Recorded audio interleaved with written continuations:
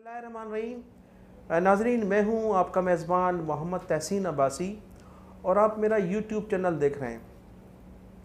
नाजरीन, पाकिस्तान का सबसे बड़ा मुआशी हब कराची इन दिनों जिन मसाइल का शिकार है वो सब के सामने आया है।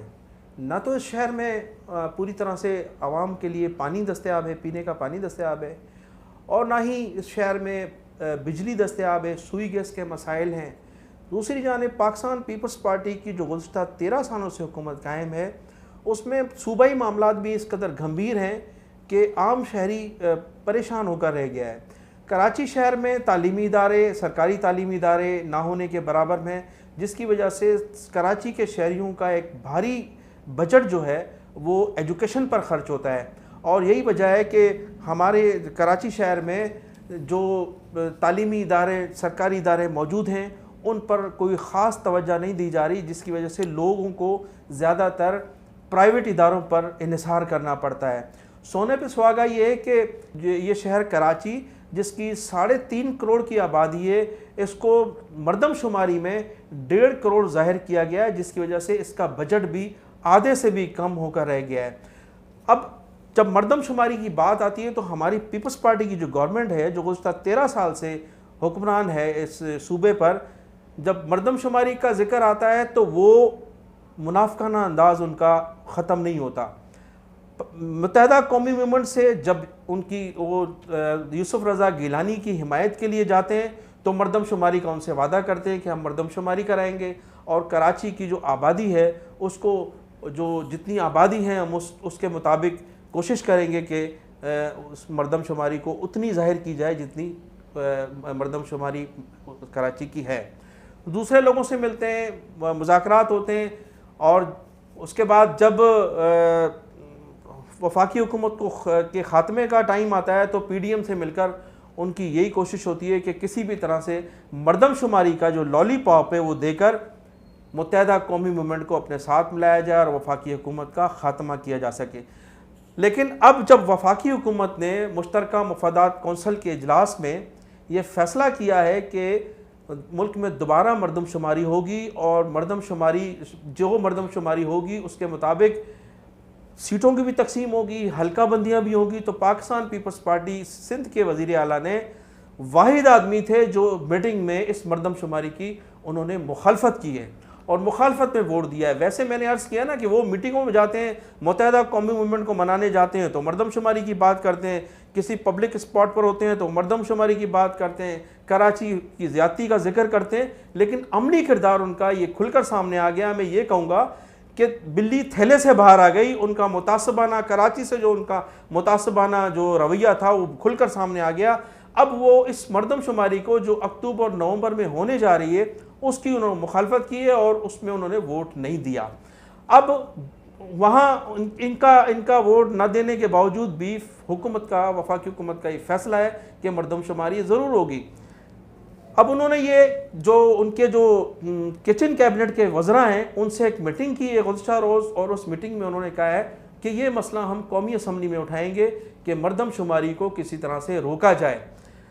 माजी में जो मरदमशुमारी कराई गई है, इन लोगों ने हमेशा अपनी सीटों को जो है तहफ़्फ़ुज़ देने के लिए अंदरून सिंध जो है सीटें कम की, कराची हैदराबाद की सीटें कम की, जिसकी वजह से इनकी बासानी हुकूमत बन गई। अब जब मरदमशुमारी होगी तो लोहाम आला आबादी में भी इजाफा होगा, हल्का बंदियाँ भी होंगी, तो फिर इनकी अपनी हुकूमत जो है वो सिंध में कायम होते हुए इनको ख़तरात नज़र आ रहे हैं, जिसकी वजह से ये मरदमशुमारी की सख्त मुखालफत कर रहे हैं। तो इस चीज़ को मुनाफ़िकत न कहें तो क्या कहा जाए। इसके अलावा जो हमारी जो सूबाई वज़रा हैं उनकी जो गुड गवर्नेंस है, या सूबे पूरी हुकूमत की जो गुड गवर्नेंस है, वो भी आपके सामने है। जिस तरह से वजारतों में करप्शन है, जिस तरह से एक एक अफसर एक एक सीट पर हर महीने जो ट्रांसफ़र किए जा रहे हैं, जिस तरह से दौलत बटोरी जा रही है इस सिंध में, और जिस तरह से नौकरियों पर, ट्रांसफ़र पोस्टिंग पर बड़े पैमाने पर पैसे लिए जा रहे हैं, ठेके बेचे जा रहे हैं, वो सब आपके सामने मुबैना तौर पर पूरी कैबिनेट करप्ट है। वज़ीर आला खुद इस कदर करप्शन में मुलव्वस हैं। अब आप एक सिंध बिल्डिंग कंट्रोल अथॉरिटी की मिसाल आपके सामने, एक इदारा Sindh building control authority Pakistan की सियासत तब्दील करता है। इस कदर उस इदारे में पैसा है कि यूसुफ रज़ा गिलानी को सेनेट में इलेक्शन जितवाने के लिए साबिक डीजी आगा मसूद खान अपने बंगले पर बैठकर एमएनएस को ख़रीदते हैं। एमएनएस को ख़रीदा जाता है, एक एक एमएनएस को 15-15 करोड़ 10-10 करोड़ मुबैना तौर पर देकर उनको ख़रीदा जाता है। वो पैसा सब सिंध बिल्डिंग कंट्रोल अथॉरिटी का खर्च किया जाता है। वो किसी एमएनए किसी एमपीए पर बोझ नहीं होता, वो सब वहाँ से ख़रीदा जाता है। इसमें पूरी तरह से जो है वजारत बल्दियात मुलव्वस है, इसमें पूरी तरह से बिलावल हाउस मुलव्वस है, आपने देखा। लेकिन कराची पर कोई तवज्जो नहीं दी जा रही। अब जो लोग मुतालबा करते हैं कि कराची की आबादी 3.5 करोड़ है, तो इसको 3.5 करोड़ ही जाहिर किया जाए, 3.5 करोड़ न सही तो 3 करोड़ जाहिर किया जाए, ताकि कराची को उसका अपना हिस्सा मिले, बजट मिले, यहाँ तरक्याती काम हो सकें, लोगों को पानी मिल सके, लोगों को के मसाइल हल हो सकें। लेकिन सिंध हुकूमत इस पर तवज्जो नहीं दे रही है और ये एक मुतासबाना कार्रवाई का इनका सिलसिला जारी है, जिसकी वजह से कराची में सख्त मायूसी पाई जाती है, कराची के शहरियों में सख्त फ्रस्ट्रेशन पाया जाता है। और इनके जो बार बार मुतालबात होते हैं इसी वजह से होते हैं कि सिंध को तकसीम किया जाए। अगर ये सिलसिला जारी रहा तो फिर इस चीज़ को कोई नहीं रोक सकता। वफाकी हुकूमत ने यह फैसला किया है कि सिंध के शहरी इलाकों की जो महरूमी है उसका ख़ात्मा किया जाए, ताकि लोग सिंध के तकसीम की बात न करें। उनकी पूरी कोशिश है कि सिंध मुत्तहद रहे, ताकि यहाँ वो हालात पैदा नहीं हो जो किसी ज़माने में सिंध की तकसीम की बात करने वालों के बाद हुआ करते थे।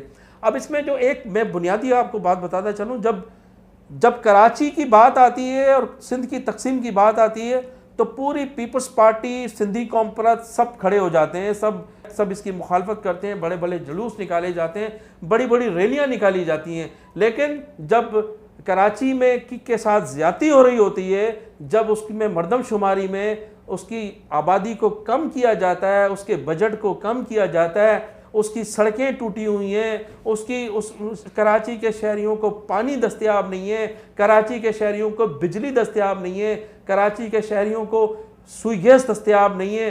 और कराची ख़ास तौर पर जो पोश इलाके हैं वहाँ तो पानी इस कदर महंगा बेचा जा रहा है, वहाँ एक माफिया काम कर रही है, पानी नहीं है, लोग ख़रीद कर पानी नहाने के लिए भी, आम ज़िंदगी में इस्तेमाल के लिए भी पानी ख़रीदते हैं, पीने के लिए भी पानी खरीदते हैं। माजी में तो एक सिलसिला था कि पीने के लिए पानी ख़रीदा जाता था, लेकिन आम जिंदगी में जो है पानी ख़रीदा जा रहा है, उसके बगैर गुजारा नहीं है। तो इस चीज़ों पर तवज्जो नहीं दी जा रही। उस वक्त ना तो अब कोई कौम परस्त निकलता है बाहर, ना पीपल्स पार्टी के लोग एहतजाज करते हैं कि कराची को हक दिया जाए। कराची पाकिस्तान का मुआशी हब है, सिंध का मुआशी हब है, सिंध का एक हिस्सा है, एक सिंध का सबसे बड़ा, पाकिस्तान का सबसे बड़ा शहर है। इसके हक के लिए तो बात नहीं की जाती, लेकिन अगर इसकी तकसीम की बात की जाती है, जब कहीं से खबर ये आती है कि कराची को वफाक के हवाले किया जा रहा है, तो तूफ़ान बर्पा हो जाता है। तमाम पूरे सिंध के शहरों में प्रेस क्लब में एहतजाज किए जाते हैं, कौम परस्त जो है वो बाहर निकल आते हैं, पीपल्स पार्टी के वज़रा, MNA, MPs कारकुनों से खिताब करते हैं, प्रेस क्लब में एहतजाज होता है, असम्बलियों में जो है वो एहतजाज होता है, करारदातें मंजूर की जाती हैं। लेकिन जब कराची के हकूक़ की बात, भाई कराची सबका शहर है, कराची में तमाम कौमियत के लोग रहते हैं, तो ये किसी एक कौमियत का शहर नहीं है। इसके हकूक़ के लिए सबको मिलकर बात करनी चाहिए। लेकिन कराची के शहरियों को लावारिस छोड़ा जा रहा है, जो कि एक बहुत ख़तरनाक सूरत हाल आगे चलकर पैदा हो सकती है। तो कराची के लिए वो किसी ने क्या खूब कहा है कि कराची सबका है, कराची का कोई नहीं है।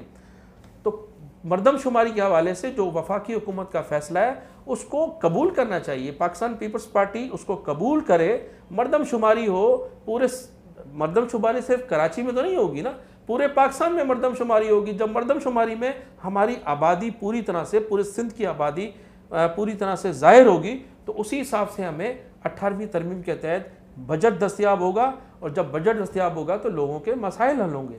तो मैं इन्हीं अल्फाज के साथ आपसे इजाज़त चाहूँगा कि आप मेरे अपना भी ख्याल कीजिएगा, मेरे चैनल का भी ख्याल कीजिएगा, मेरे चैनल को सब्सक्राइब भी कीजिएगा, और अपनी कमेंट सेक्शन में अपनी राय का इज़हार भी कीजिएगा। पाकिस्तान जिंदाबाद।